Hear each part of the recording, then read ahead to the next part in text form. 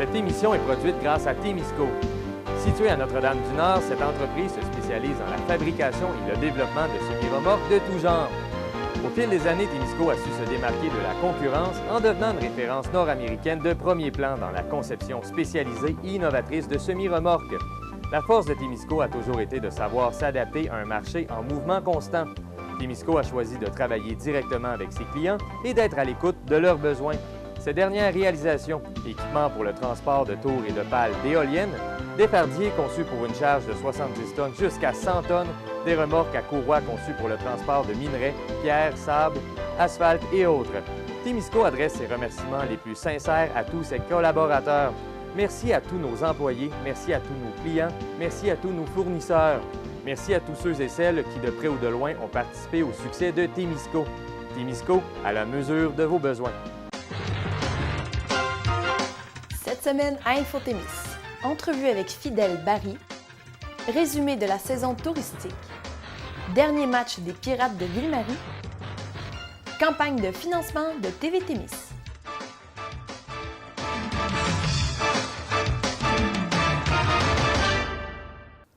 Bonjour à tous et à toutes et bienvenue à InfoTémis. Un logement pour personnes de 60 ans et plus est en processus de construction à Notre-Dame-du-Nord. Un logement qui s'adresse à tous et à toutes dans la région du Témiscamingue. Dans la mesure où le projet va de l'avant et que tous les permis sont accordés, Construction Francis Roy s'engage à bâtir à l'emplacement actuel du presbytère Saint-Joseph un immeuble de 12 logements résidentiels qui seront réservés à une clientèle retraitée. L'immeuble comprendra un espace commun avec cuisine et salle familiale accessible à tous. À partir du début de la construction, Construction Francis Roy s'engage à rendre l'immeuble habitable dans un délai de 8 mois. Plusieurs éléments entrent en ligne de compte. Pour en parler plus en détail, nous avons rencontré Fidèle Barry, président de la Fabrique Saint-Joseph et personne ressource concernant ce projet. Voici donc l'entrevue. Alors, nous sommes en compagnie de M. Fidèle Barry, le président de la Fabrique Saint-Joseph. Et aujourd'hui, on va parler du projet de construction de logements à Notre-Dame-du-Nord. Alors, pour commencer, j'aimerais savoir d'où est venue l'idée de ce projet-là. Bien, ce qui est arrivé, c'est que le presbytère il était loué au père Gauthier et Roland Beaupré il y a quelques années.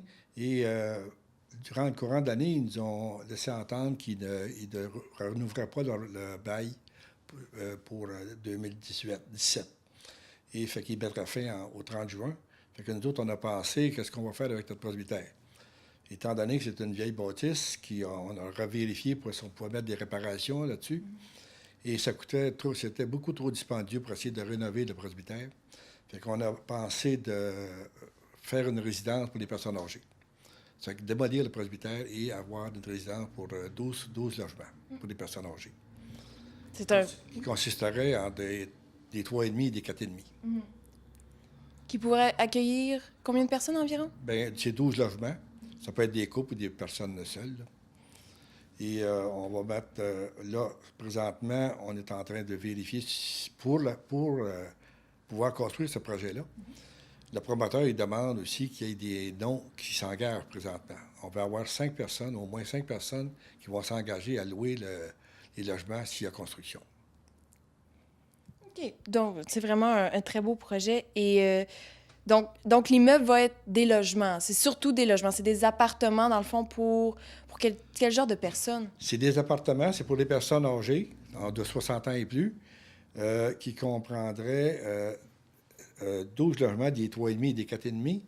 Et dans ça aussi, il y aura une salle commune pour une cuisine, autrement dit, pour que les personnes qui s'en vont dans ces loyers-là, qui ne veulent plus faire à manger, pourraient payer un surplus et aller avoir un repas payé qui se paye un repas, autrement dit, que quelqu'un ferait des repas. Donc, ce qui manque pour que le projet prenne officiellement vie, est-ce que c'est juste les 5 participants ou qu'est-ce qui manque dans le fond?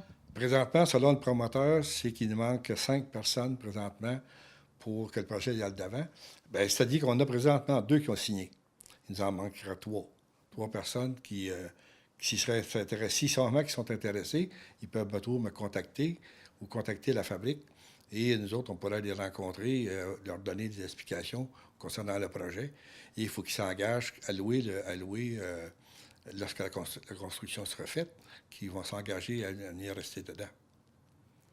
Et dans le fond, là, c'est un logement pour les 60 ans et plus, mais pourquoi, dans le fond, avoir... Est-ce que c'est une demande, est-ce que la demande est réelle pour les gens de 60 ans et plus de transformer le presbytère en un logement comme ça? Bien, selon le journal qui a sorti, Le Reflet, dans le courant de l'année, je crois, j'ai vu dans le Reflet qu'il manquait à peu près au-dessus de 100 logements pour ces branches de personnes-là, dans Témiscamingue. Fait que je crois qu'il y a une demande pour ça, pour ces personnes-là. C'est pour ça qu'on a décidé de mettre ça de l'avant. Et qu'est-ce qui va arriver si jamais personne décide de s'engager jusqu'à la date limite? Est-ce que le projet va juste être mis sur une étagère en attendant ou il va être complètement annulé? Bien, présentement, si personne ne s'implique, probablement que le projet va être annulé. Si jamais il y a une demande par la suite, si le promoteur qui a présentement est encore intéressé, il y a toujours moyen de partir le projet, mais ça va dépendre du promoteur aussi. Donc, on sait pas trop et on verra et on demande un peu la participation de tout le monde pour aider. Bien, c'est un peu ça, parce que si le projet est cancellé, il y a bien des gens qu'à un moment donné, ils veulent plus rester dans leur maison. Et il n'y a pas bien des places pour aller rester, parce que si on regarde le pavillon présentement, le pavillon Tête-du-Lac, qui a présentement 18 logements dans cette bâtisse-là, et les autres, ils ne peuvent pas prendre des personnes qui gagnent un revenu plus que 22 000 environ. Fait que, tandis que nous autres, notre projet, c'est qu'une personne qui en gagne 40 ou 50 000 piastres par année pourra aller dans ce logement-là. Tandis qu'au pavillon, ils ne peuvent pas aller là. C'est pour ça que on voit que c'est très, très utile pour le Témiscamingue. C'est vraiment pas la même chose du tout entre les deux, entre le pavillon Tête-du-Lac et celui du presbytère. Non, parce que c'est pas les mêmes revenus. C'est les personnes qui vont aller là, ils n'ont pas les mêmes revenus. C'est qu'au pavillon, ces personnes-là, ils ont un revenu de moins de 22 000 par année, tandis que nous autres, ça pourrait aller jusqu'à, peu importe, jusqu'à 100 000 de revenus par année, ça n'a pas d'importance. Fait que c'est pas la même clientèle. Et ça permet aussi de redonner une seconde vie au presbytère au lieu que ça soit un autre édifice abandonné. Absolument. Parce que présentement, le presbytère, on ne sait pas à quoi qu'on va faire avec ça. Je veux dire, c'est trop dispendieux le réparer. La seule chose à faire, c'est de le démolir et essayer de mettre un autre bâtisse quelconque là. Ouais. Je vous remercie beaucoup d'être venu me rencontrer. Est-ce que vous aviez peut-être un dernier mot, un mot de la fin à me dire pour... Si avec les personnes sont intéressées, ils peuvent toujours me contacter chez moi ou téléphoner à Fabrique Saint-Joseph au numéro 723-2388 ou chez moi, numéro 723-2185. Ça me fera plaisir de les rencontrer. Bien, merci beaucoup. Merci. La saison touristique a touché à sa fin dernièrement et les directeurs et directrices de chaque établissement se sont rencontrés pour faire tirer le paquet cadeau des produits régionaux ainsi que le voyage à la baie James du fameux concours Les Mémoires des chemins d'eau. Tous vivent à leur façon la saison touristique et chacun a connu des changements, des événements particuliers et nous sommes allés, TV Témis, les rencontrer pour qu'ils nous les partagent. Donc voici donc le reportage de ces rencontres.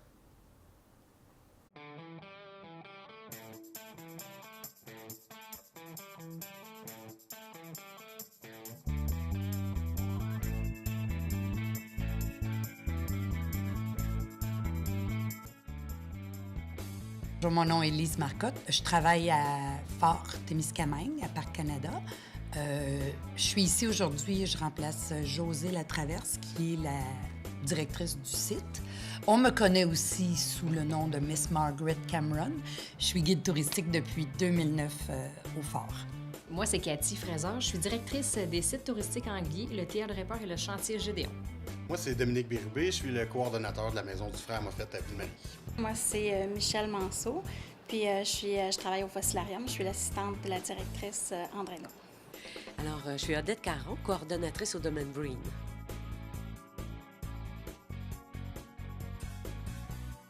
Bien, cette année, malgré la température dont tout le monde a eu connaissance, on a eu une saison extraordinaire. Il faut dire que cette année, on célébrait le 150e de la Confédération canadienne. Alors, c'était gratuit partout, dans tous les sites Parc Canada au pays. Il y a des gens qui ont fait le tour du Canada et fait le plus de sites de Parc Canada. Donc, ils sont venus chez nous. On a eu un été avec 2000 998 personnes de plus que l'an passé. Alors, c'est ça, on a rencontré des personnes de partout, de l'Europe, de l'Afrique du Sud.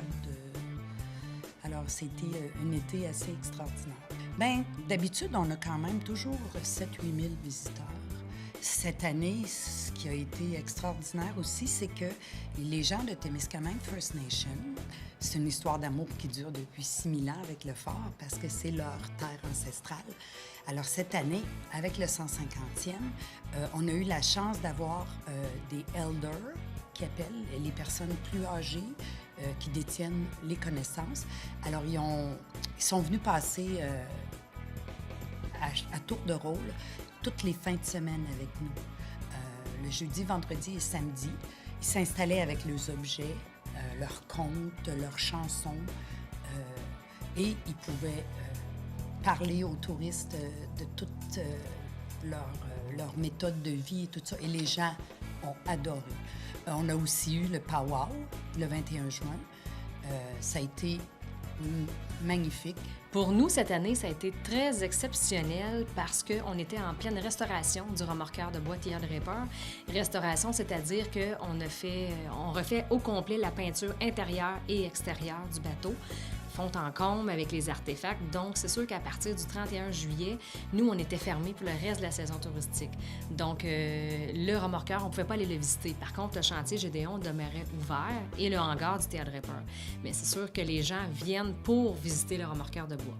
Donc, c'est sûr que ça peut être une très bonne saison, mais on est certain que l'année prochaine, ça va être une des meilleures qu'on va avoir parce que, justement, le remorqueur, il va être peinturé, il va être super beau. Donc, on va axer l'année prochaine pour ramener nos visiteurs. Bien, en fait, on a eu, je dirais, une des plus grandes, des meilleures saisons depuis l'ouverture en 1980. Cette année, on a eu une augmentation de 164 % de notre achalandage pour un total de plus de 8 000 personnes. Puis même si on compte les gens qui sont juste venus sur le terrain et tout ça, on est à 9 000 personnes environ. Donc, ça a été une grosse saison.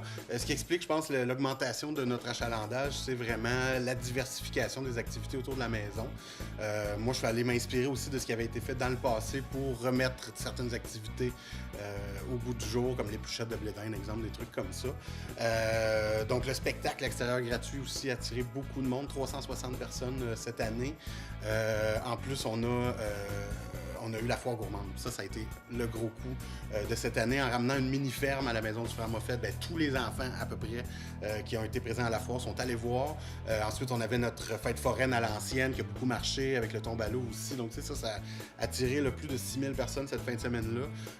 Beaucoup de monde ont visité la maison comme telle aussi. Donc, ça fait partie des bons coups qui ont aidé à l'augmentation. Puis aussi, le fait qu'on a été rechercher les groupes scolaires. Je me suis déplacé dans les écoles aussi, faire des conférences sur l'histoire de notre région. Puis j'ai eu les camps de jour aussi qui sont revenus cette année. Donc je pense que ça aussi, ça a contribué au succès de cette saison-là. On a eu une excellente saison. C'était vraiment plaisant. On a eu une augmentation de notre achalandage de 14 %. Donc on est vraiment fiers. Et cet été, on a eu comme activité la journée porte ouverte au tout début. Puis ensuite, on a eu des journées d'activités curieux amphibiens présentées par Hydro-Québec. Ça, c'était vraiment populaire aussi. Puis on a eu également une journée Monde des amphibiens là, qui faisait aussi un rappel. C'est la thématique cet été qui était vraiment sur les amphibiens. L'année passée, on avait eu d'autres thématiques. On essaie d'avoir toujours du nouveau à présenter, en plus de notre exposition permanente sur les fossiles. Bien, ça a bien été, malgré le fait qu'il pleuvait tout le temps. Mais justement, nous, on est un musée, alors les gens sont venus nous voir. Et c'est ça, on a eu une centaine de personnes de plus que l'année dernière. Pour nous, c'est beaucoup. On a eu tout près de 900 personnes. Alors, c'est une bonne saison. Parce que nous, on est quand même une ancienne maison, puis ce sont les gens peut-être un petit peu plus, 45 ans et plus, qui vont aimer à visiter une maison ancienne. Mais on a réussi à quand même intéresser les jeunes. Il y a tout le camp de jour qui est venu, puis on a organisé ça pour que ce soit bien adapté pour les jeunes aussi. Fait qu'on est bien contents de notre saison de cette année. Nous, on avait une nouveauté cette année. On pouvait visiter l'église de Saint-Bruno-de-Guigues. Et puis, on avait un de nos guides qui est musicien, qui jouait de l'orgue dans l'église au moment de la visite. Ça, on a entendu parler, là, c'était comme vraiment le clou là, de cette année, là, parce que c'est impressionnant quand même. Puis elle est belle, l'église de Saint-Bruno-de-Guigue. C'est vraiment une belle église. Alors ça a été notre nouveauté. On avait aussi une nouvelle petite exposition avec les croix de chemin du Témiscamingue, des photos de croix de chemin du Témiscamingue, puis des photos aussi de l'exposition qu'on voit ici à la MRC. Là. Ce sont les photos, en fait, ce sont les tableaux que Francine Marcotte a fait à partir de photos des maisons qui ont une architecture spéciale dans les villages. Fait qu'on avait cette belle exposition-là. Et puis, ben voilà.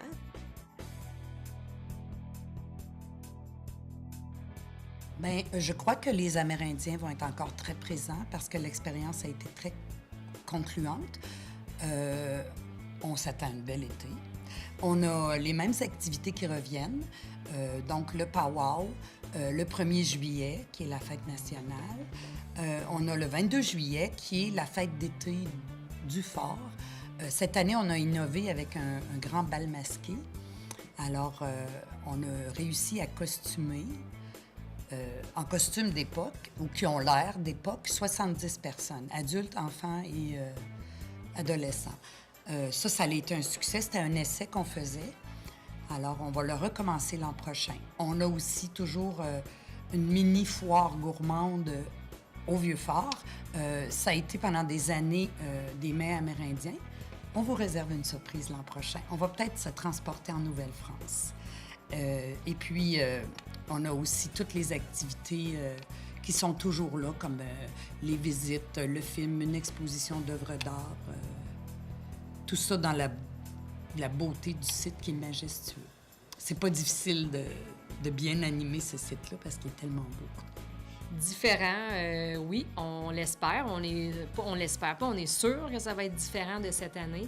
Puis on est très enthousiaste de présenter, de dévoiler enfin le remorqueur de bois à son état d'origine. C'est ça qu'il va falloir rappeler, c'est que les couleurs ont changé.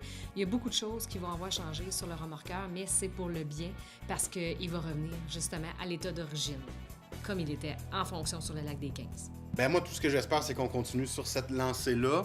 Il y a encore, tu sais, c'est sûr qu'il faut s'inspirer des bons coups de cette année sans s'asseoir dessus. Je pense qu'il faut toujours se renouveler pour aller chercher du public. Tu sais, on sait qu'un musée, éventuellement, quand tout le monde de la région l'a vu, ne viendront plus nécessairement pour l'exposition permanente, mais plutôt pour tout ce qui se fait autour de la maison. Donc, ça va être un peu le même principe l'an prochain, de vraiment se diversifier et augmenter les partenariats aussi qu'on fait et tout ça. Bien, merci beaucoup, Dominique. Merci beaucoup. Tout simple. Oui, et voilà. Bien, on espère une aussi belle saison, puis d'avoir encore tout plein de visiteurs qui vont venir profiter des belles expositions qu'on présente. Bien, pour l'été prochain, on souhaite poursuivre là, la visite de l'église, peut-être parce que c'était la première année. Fait peut-être qu'on va enrichir un petit peu davantage l'exposition sur l'église et continuer à avoir des gens, puis à intéresser les gens à venir nous visiter.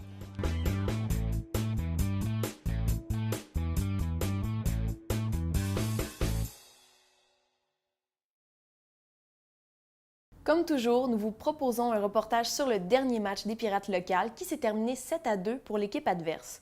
Notre collaborateur Francis Prudhomme vous informe de la situation. Voici le reportage. C'est donc une dure défaite de 7-2 pour les Pirates qui s'inclinent devant les Spartans d'Almaguin. Les choses avaient pourtant bien débuté pour les Pirates qui avaient même inscrit le premier but en première période sur un but de Nicolas Belrose, assisté de Blum et Lachapelle. En deuxième période, les Pirates sortent très fort.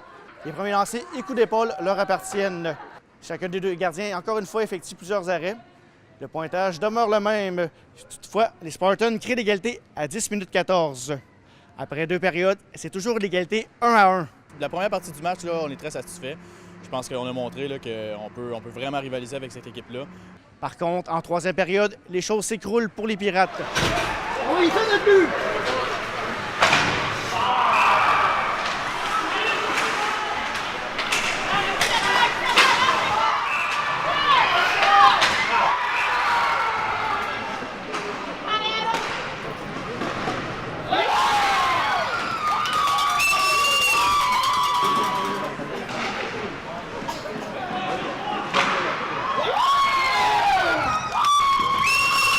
finale, l'indiscipline aura coulé les Pirates, alors que leurs adversaires auront marqué la majorité de leurs buts en double avantage numérique. Je pense que ça a été un petit peu un mélange d'indiscipline là, avec les appels des arbitres. C'est des affaires qu'on ne peut pas contrôler, mais je sais pas, c'est malheureux. On jouait un bon match à 5 contre 5, on les tenait, puis c'était une grosse équipe qu'on voulait se rattraper. Là. Ça faisait 2 fois qu'ils nous battaient par des gros scores, là, fait que c'est décevant. Un léger bombe en fin de période, alors que Justin Lemieux inscrit un but avec 21 secondes à faire.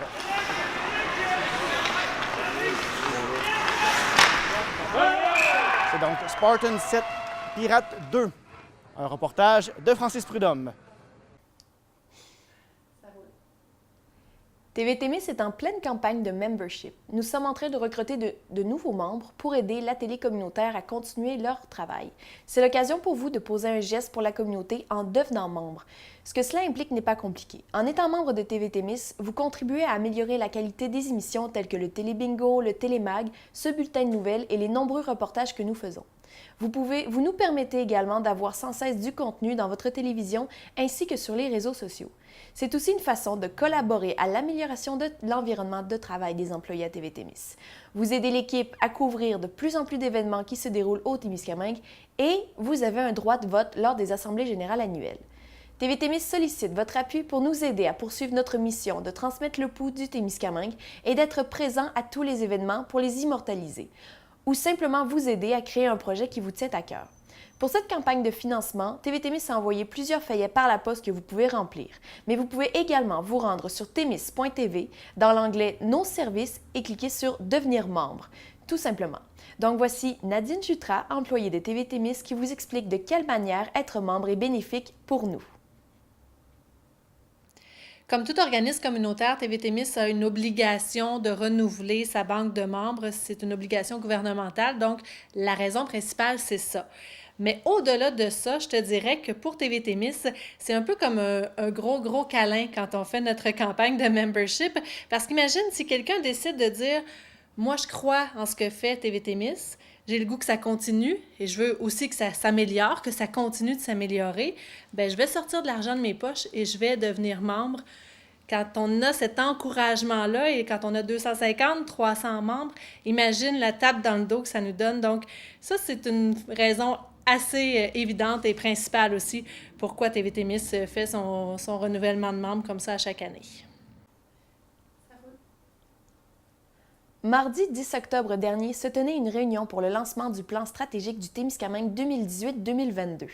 En effet, c'est à la Galerie du Rift que plusieurs représentants et représentantes des médias et membres du comité ont participé à ce lancement.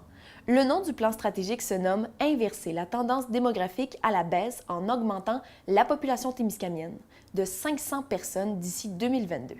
L'idée était de se donner des objectifs à long terme qui portent sur les valeurs, les orientations et les objectifs fondamentaux du territoire en vue de se développer. En fait, les bases du premier plan stratégique ont été jetées en 2002. Depuis, 2 plans quinquennaux comprenant des objectifs et actions bien précises ont dirigé les priorités du comité de la planification stratégique du Témiscamingue. L'idée est de favoriser le développement de la région, évidemment, en nécessitant une transversalité ainsi qu'une organisation de différents secteurs d'activité pour se réaliser. Côté statistique, l'Institut de la statistique du Québec dévoile une perspective démographique négative pour les prochaines années. En chiffres, le Témiscamingue devrait perdre près de 500 personnes d'ici 20 ans. De quoi être alarmant. Aussi, l'Institut aperçoit que le Témiscamingue ne pourrait compter que sur 56 jeunes, donc des personnes âgées entre 20 et 29 ans, pour voir au renouvellement de 100 départs à la retraite, nous conférant ainsi un faible indice de remplacement. Donc, c'est pourquoi le plan stratégique est de faire ensemble du Témiscamingue une collectivité rurale prospère où il fait bon de vivre. Que l'on provienne du milieu des entreprises, des organismes communautaires, de la population, des organismes gouvernementaux, il est important, vraiment, de se sentir interpellé par la présentation du document qui va guider nos décisions collectives pour les prochaines années ici au Témiscamingue, donc notre planification stratégique. Bien, en fait, un plan stratégique, c'est un plan qu'on se donne à long terme pour le développement du territoire. C'est le plan de toutes les organisations, c'est le plan du territoire. Il faut que ce soit aussi le plan des citoyens Et c'est vraiment les stratégies qu'on se donne pour les 5 prochaines années. Qu'est-ce qu'on a comme défi, comme territoire à relever, puis c'est quoi les principaux enjeux auxquels on va devoir faire face et comment on va le faire ensemble. L'importance de ce plan-là, c'est vraiment de définir à long terme qu'est-ce qu'on veut comme territoire, c'est quoi nos valeurs, c'est quoi nos principes et où est-ce qu'on va aller en termes de développement. C'est quoi l'historique des planifications stratégiques au Témiscamingue? Ça a porté fruit dans le passé? Bien, il y a eu plusieurs plans stratégiques. On est au 3e plan qui est concerté de cette façon-là. En 2003, il y a eu les États généraux du Témiscamingue où a découlé le premier plan stratégique concerté avec toutes les organisations qu'on connaît aujourd'hui. 5 ans plus tard, il y en a eu un autre. Et là, on est à la 3e génération. Et depuis le tout début, c'est les mêmes organisations. Et ce n'est pas un plan qu'on fait et qu'après ça, on le met sur une tablette. On en assure un suivi. À chaque mois, le comité se rencontre pour dire où est-ce qu'on en est rendu, c'est quoi les obstacles, c'est quoi nos défis, où est-ce qu'on s'en va, pour s'assurer de la réalisation de nos plans. Aujourd'hui, ce n'est pas en tant que préfet que je vous parle, mais plus en tant que membre de la planification stratégique. Ça fait pratiquement 1 an et demi qu'on travaille sur cette planification. Et enfin, elle est là, elle est prête, elle est audacieuse, elle est innovante, elle est simple à comprendre. Mais tout ça, c'est du papier tant que vous vous engagez pas, tant qu'on ne se l'approprie pas, tant qu'on ne s'investit pas pour la mettre en œuvre et pour avoir des résultats. Quel est le processus qui a mené à l'écriture de ce nouveau plan? Il y a eu plusieurs consultations publiques dans ce plan-là. On a fait des focus group dans plusieurs secteurs d'activité, une 12aine de secteurs. Et dans le fond, les gens nous ont dit dans les secteurs quels étaient leurs défis, quels étaient leurs enjeux. Et la trame commune de tous ces secteurs-là, c'était la démographie. Tout le monde disait, bien, s'il y avait plus de monde, s'il y avait plus de gens, si on pourrait offrir des meilleurs services, on aurait plus de gens dans nos commerces, plus de gens dans nos écoles, plus de gens dans tout, au niveau du bénévolat, au niveau des sports et loisirs. Fait que la démographie touchait vraiment tout le monde et on s'en est rendu compte dans les consultations. Donc, c'est ce qu'on a déterminé. Il y a eu 4 grandes conférences qui étaient prévues à la base. Il y en a eu 3 qui se sont déroulées de ces grandes conférences-là, dont une qui touchait particulièrement la démographie. Et c'est vraiment là que c'est décidé, suite au focus group et aux conférences, qu'on s'enlignait pour dire c'est la démographie sur laquelle on va s'attaquer dans les prochaines années. Les statistiques disent qu'on va perdre 500 personnes d'ici 2022. Nous, on veut absolument renverser cette tendance, faire mentir les statistiques et que ça ne soit pas moins 500, mais plus 500, donc qu'il y ait 1000 personnes de plus qui viennent s'installer au Témiscamingue. Alors à la fois, comme vous le voyez, à la fois peut-être plus ambitieux, mais surtout plus épuré. Le 3e plan stratégique du territoire regroupe 5 axes principaux.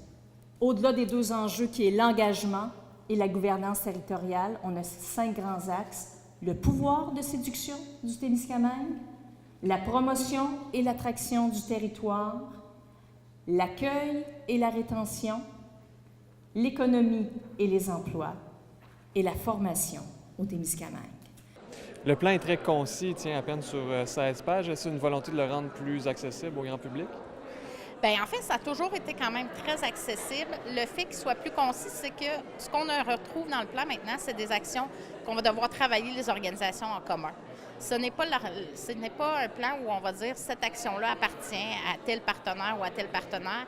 L'ensemble des actions nécessite qu'on travaille ensemble. Donc, c'est pour ça que le plan est plus concis. On sent moins le besoin comme organisation de voir chacun nos éléments se retrouver dans le plan stratégique et ce qui se retrouve là, c'est ce qu'on va travailler ensemble de façon conjointe.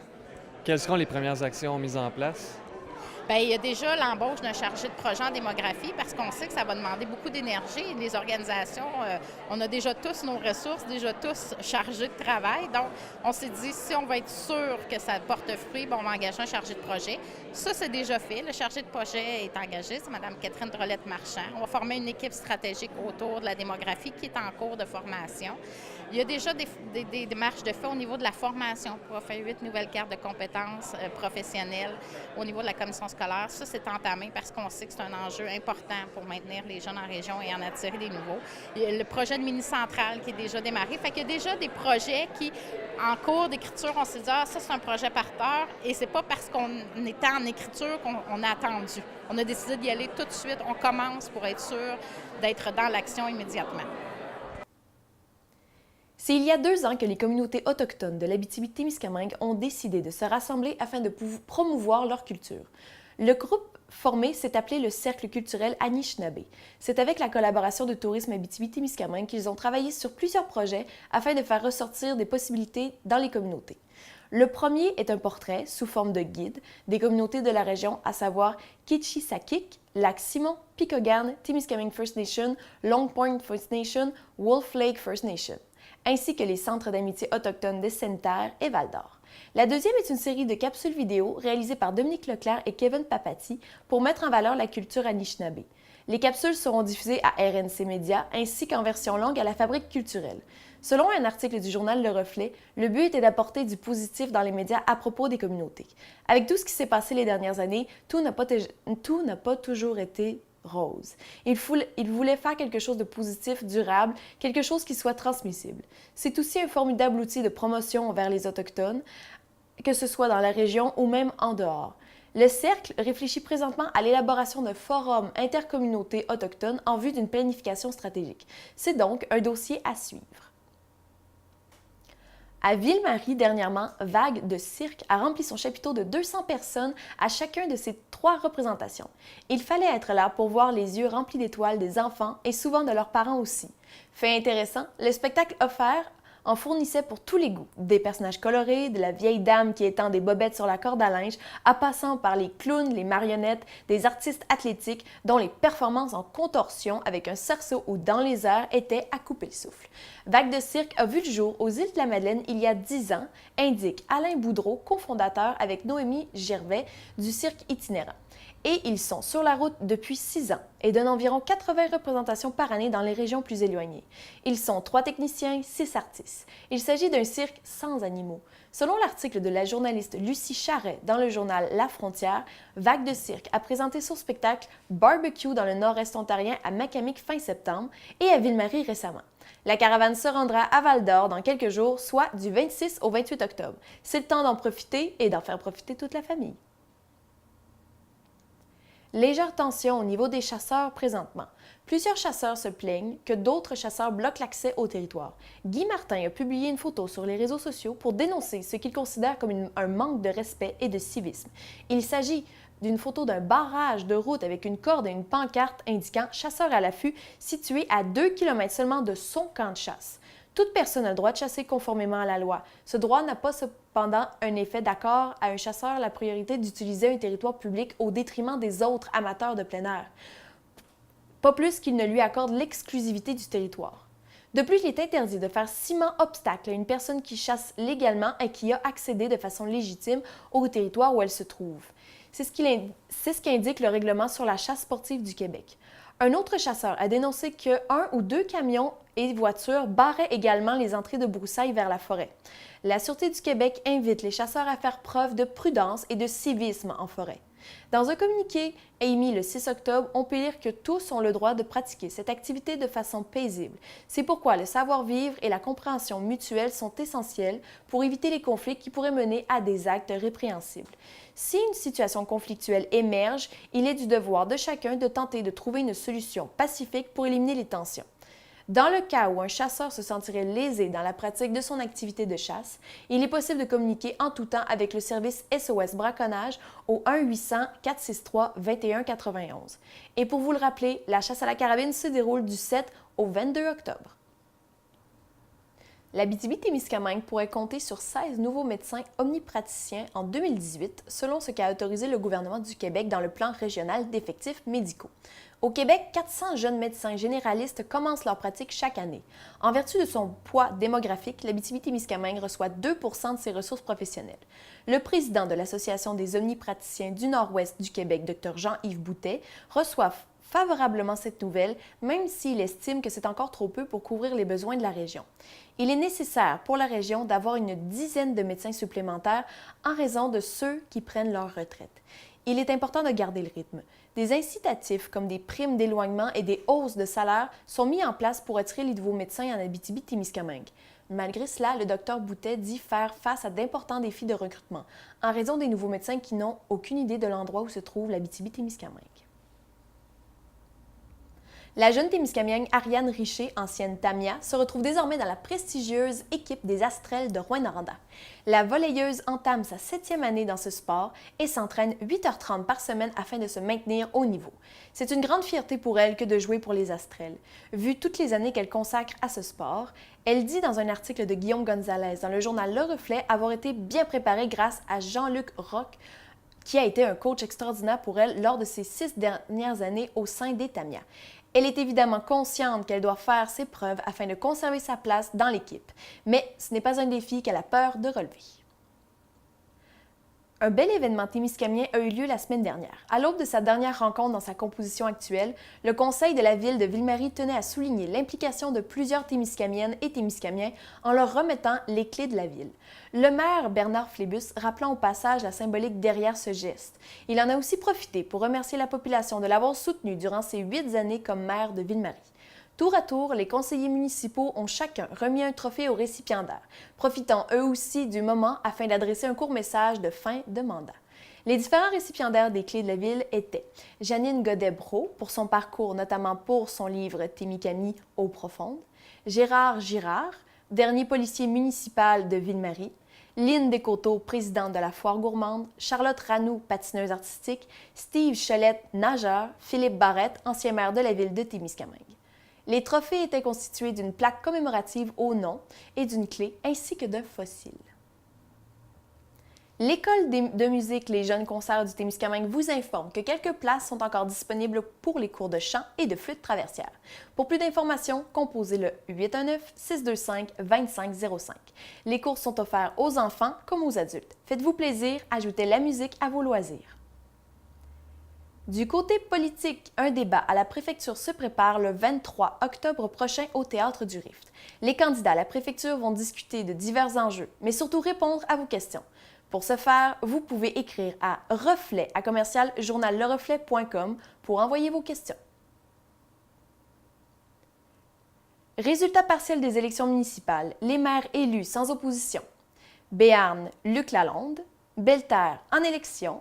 Duhamel-Ouest, Guy Abel, Fugerville, André Paquette, Guérin, Maurice Laverdière, Kipawa, Norman Young, La Force, en élection, La Tulipe-et-Gaboury, France Marion, Lorrainville, en élection, Moffett, en élection, Nedlec, Lynn H, Notre-Dame-du-Nord, en élection, Rémigny, Isabelle Coder, Saint-Bruno-de-Guigue, Carmen Côté, Saint-Édouard-de-Fabre, Mario Drouin.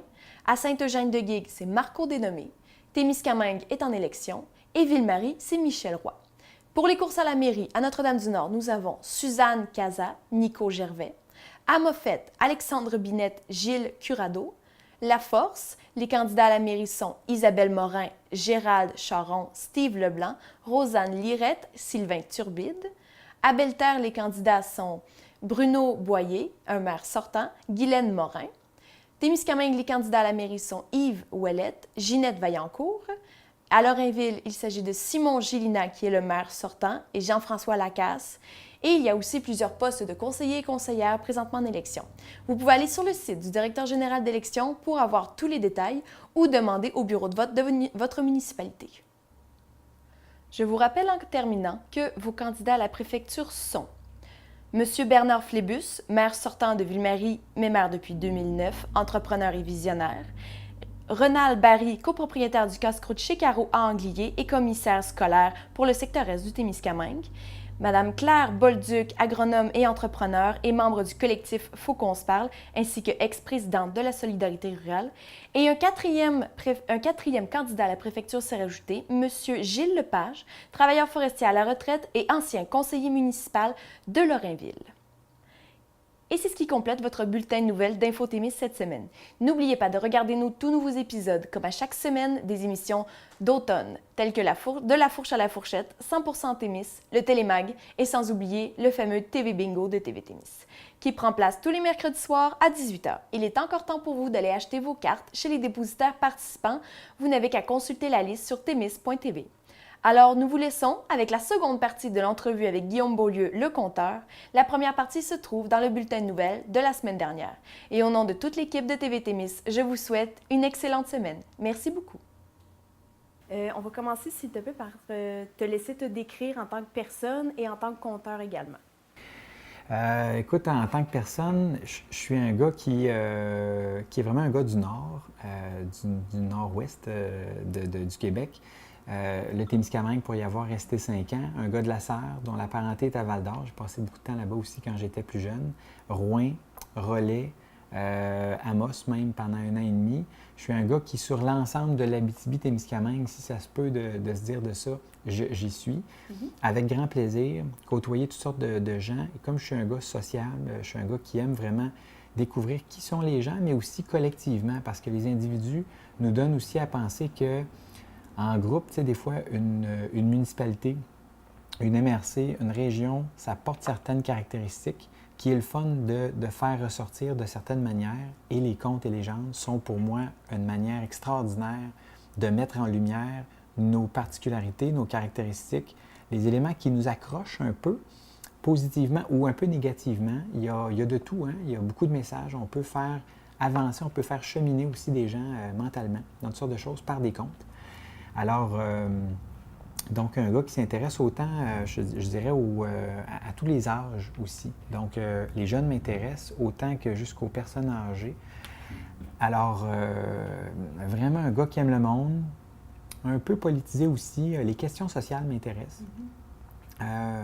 Et à travers, finalement, les études que j'ai pu faire à gauche, à droite, Bon, je suis allé chercher aussi des formations d'appoint au niveau des contes et légendes et au fur et à mesure, à force d'en faire, d'interpréter parfois, j'ai arrivé sur un style de conte cousin de style, je dirais, de Fred Pellerin. Donc, souvent, on est dans l'histoire de la région, on reconnaît nos lieux, on connaît nos personnages, mais il leur arrive des affaires qui ont été romancées par le conteur.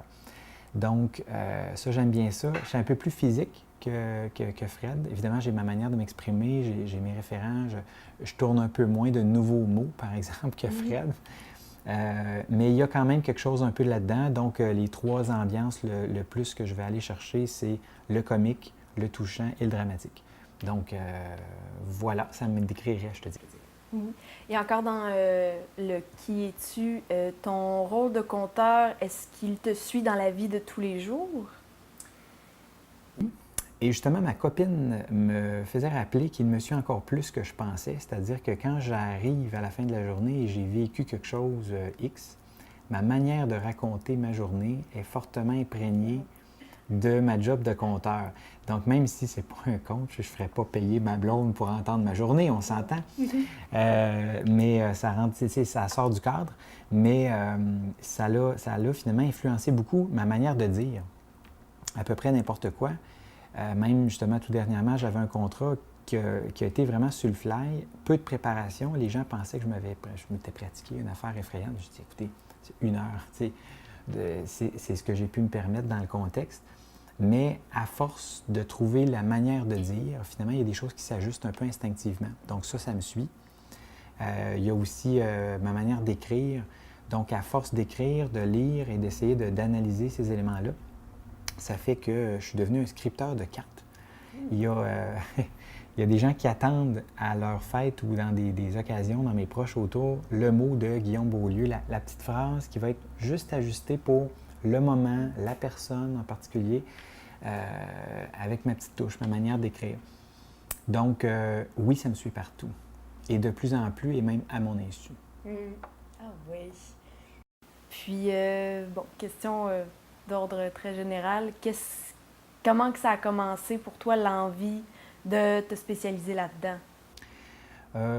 Pour faire court, si vous me suivez bien, mes parents me racontent des histoires le soir avant de me coucher, ce qui m'éveille déjà à ça. C'est pas le cas de tout le monde et je le souhaite, par exemple, à tout le monde. Par la suite, je commence à explorer un peu les vieilles histoires de la région qui étaient racontées de manière anecdotique. Je trouvais ça bien intéressant.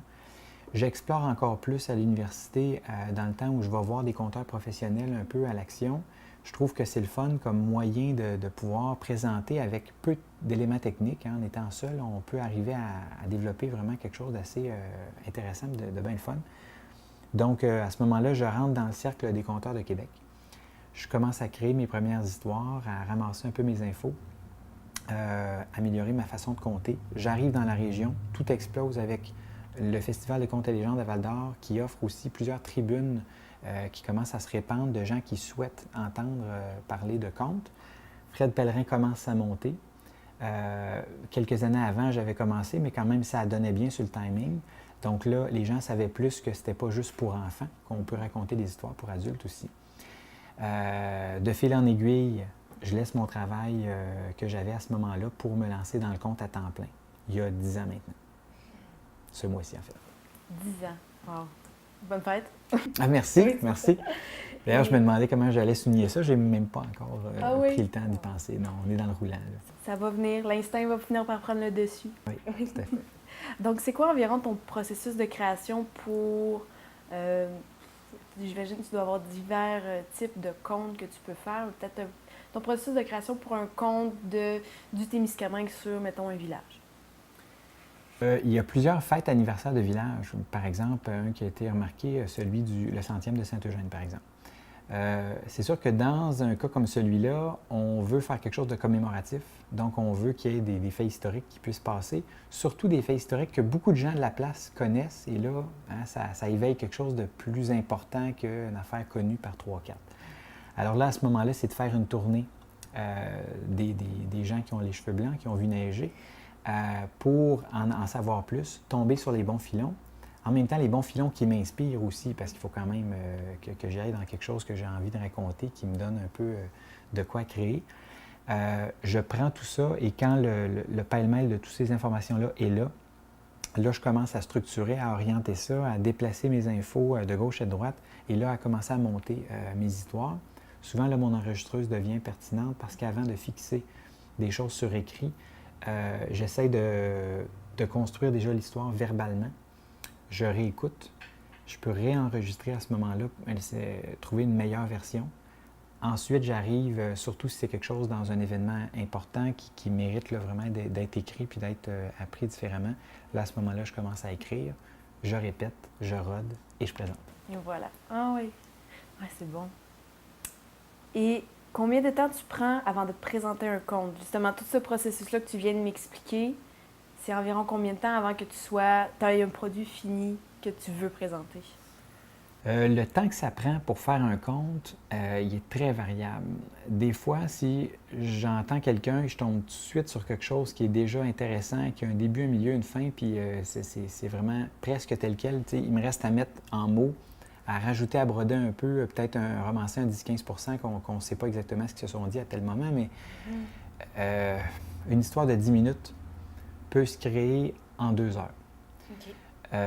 Mais si on veut y aller sur quelque chose qui est plus long qu'une suite, par exemple, d'histoire, comme dans un spectacle pour un centième, par exemple, de village, là, à ce moment-là, on peut prendre, si je raboute là, tous les moments de plusieurs journées,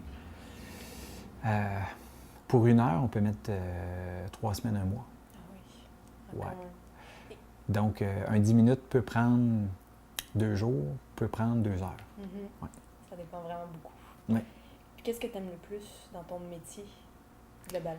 Dans le métier, comme je disais, je suis un gars social, donc c'est le social. C'est de découvrir et en même temps, en faisant découvrir un conte, en le répandant, il y a des jeunes qui apprennent du neuf, il y a des vieux qui se remémorent des belles affaires, il y a des gens qui rient parce que, bon, aussi, j'ai étiré, j'ai mis un peu à ma sauce.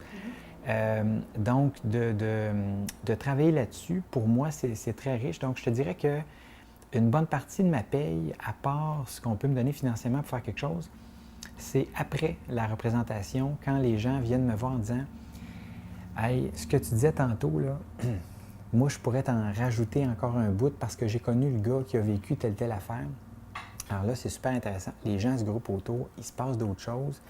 Attends que j'en parle à un tel, il me revient là-dessus.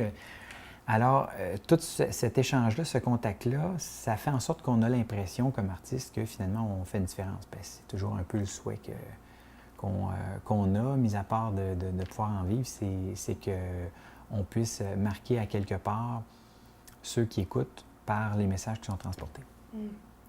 Et quel conseil tu donnerais à un novice qui veut devenir conteur aussi? Un conseil pour les gens qui débutent, je dirais le meilleur conseil, c'est d'avoir un très bon contenu en partant. que l'histoire soit créée par la personne ou qu'elle soit prise sur Internet ou dans un livre quelconque, quand on a un beau diamant entre les mains, c'est plus facile de trouver un angle et de le faire briller que si on a quelque chose de plus ou moins informe, puis d'essayer avec la personnalité, puis avec la manière d'agir. Là, on joue au dé un peu plus, là, quand on n'est pas sûr de ce qu'on a à mentionner. Mais quand on a quelque chose de vraiment intéressant, qui est ajusté pour les gens qui vont l'entendre aussi, que le contexte et le moment est bon et propice pour ça, quand on a un bon contenu, il y a bien des choses qui sont possibles à faire passer. Je dirais même la même chose à un humoriste, c'est quand tu as une bonne blague qui fonctionne bien, même si tu n'as pas tout à fait l'intonation, elle peut être drôle pareil, mais essaye de lancer une blague moyenne. Faut que tu aies un peu d'expérience là, pour que le rire se déclenche. Alors, c'est un peu semblable pour les... Donc, si le toi aujourd'hui, 10 ans plus tard, rencontrait le jeune toi 10 ans auparavant, qu'est-ce que tu te dirais comme conseil par rapport au métier de conteur? Ce que je dirais à Guillaume Beaulieu d'il y a 10 ans, si je le rencontrais aujourd'hui, c'est une excellente question. Je lui dirais sans doute, prends ton temps. Hein, prends ton temps. C'est sûr qu'on veut, quand on veut commencer, on ne sait pas que ça va nous mener où. On est en train d'apprendre. On ne sait pas si le téléphone va sonner pour une résidence de personnes âgées ou plus pour des écoles. Fait qu'on on essaye tout, puis on prend à peu près tout ce qui peut passer. Puis à la fin, on finit par filtrer ce qu'on a plus de plaisir ou ce qui est plus dans nos cordes. Je dirais de prendre le temps de encore mieux départager ce qui est le plus plaisant à faire, ce qui est le plus intéressant comme contrat de ce qui l'est moins. Et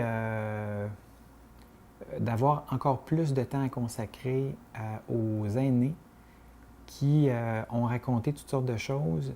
C'est là que je suis allé trouver une belle richesse en termes de contenu sur la région. Et au départ, même dès la première année, si j'avais été en chercher encore plus, puis que j'avais mis 2 fois plus de temps pour aller creuser plus, il y a certaines histoires qui auraient pu se rendre plus loin encore, je pense. C'est ce que je lui dirais. OK. C'est bon. Tu crées tes contes, à la plupart, et est-ce que c'est arrivé que tu sois seulement l'interprète d'un conte, que tu l'empruntes à quelqu'un ou que quelqu'un te demande de raconter?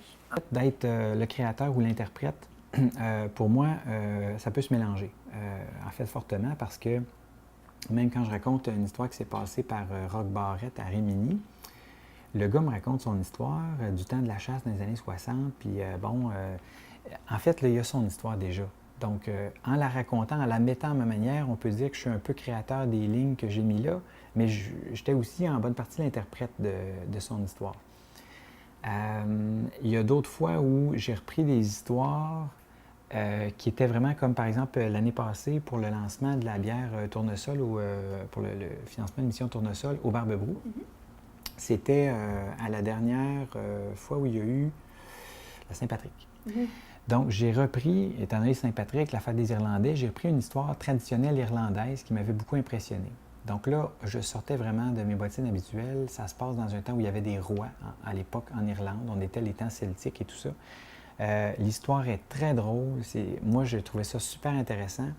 Et le conteur qui la racontait encore aujourd'hui, qui est devenu montréalais, la raconte les yeux fermés. Comme il y a une tradition là-bas. Alors, j'ai conté mon histoire les yeux fermés. Fait que là, c'est une attention qui est très différente. C'est que tout passe par l'audio. Je me vois pas bouger. Donc, vraiment, c'est très différent. J'ai beaucoup aimé ça. Mais il y a quelques moments comme ça où je suis interprète au plus pur, c'est-à-dire que j'ai même pas moi-même ramassé de la personne même qui a créé l'histoire. Dans le cas là, de l'Irlande, là, on était loin de là. Alors, ça m'est arrivé quelques fois, mais c'est peut-être 5 à 10 % du temps. OK. Ah, quand même. C'est une toute autre expérience pour toi aussi. Oui, et ça a été très apprécié. Je pense que je vais essayer de retenter l'expérience dans d'autres endroits, peut-être où ils veulent fêter la Saint-Patrick. Je pense que c'était une bonne expérience.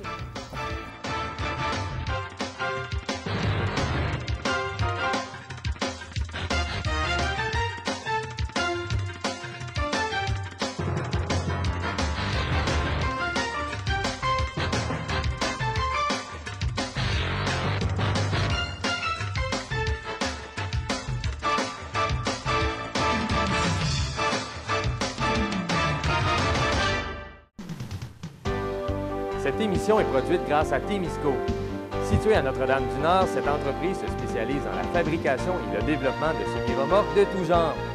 Au fil des années, Témisco a su se démarquer de la concurrence en devenant une référence nord-américaine de premier plan dans la conception spécialisée et innovatrice de semi-remorques. La force de Témisco a toujours été de savoir s'adapter à un marché en mouvement constant. Témisco a choisi de travailler directement avec ses clients et d'être à l'écoute de leurs besoins. Ces dernières réalisations, équipements pour le transport de tours et de pales d'éoliennes, des fardiers conçus pour une charge de 70 tonnes jusqu'à 100 tonnes, des remorques à courroie conçues pour le transport de minerais, pierres, sable, asphalte et autres. Témisco adresse ses remerciements les plus sincères à tous ses collaborateurs. Merci à tous nos employés, merci à tous nos clients, merci à tous nos fournisseurs. Merci à tous ceux et celles qui, de près ou de loin, ont participé au succès de Témisco. Témisco, à la mesure de vos besoins.